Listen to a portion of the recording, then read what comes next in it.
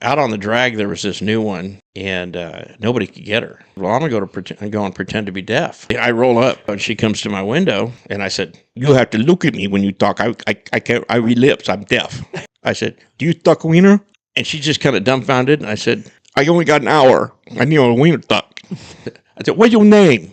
And she says, "Princess." I go, no. You look at me when you talk. I can't. She says, "Princess." And I said, "I don't understand. You write your name down." And I let her write the name down. So she gets in the truck with me. My two partners are literally across the parking lot facing me, laughing their asses off. Yeah. Anyway, I asked her, I said, "Well, how much you tuck my wiener pole?" She says, 40. I said, no, you write it down.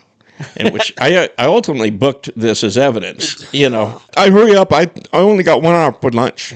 I said, "You tuck good wiener?" Of course, I'm playing the role, but I'm trying to make them laugh at the same time. And so she writes down how much, what she's going to do, da-da-da-da-da, writes her name down, and, everything. "What do you want, dough? You want to tuck my wiener?" She says, "Well, go out this way." And, she looked away. I said, no, you look at me when you talk.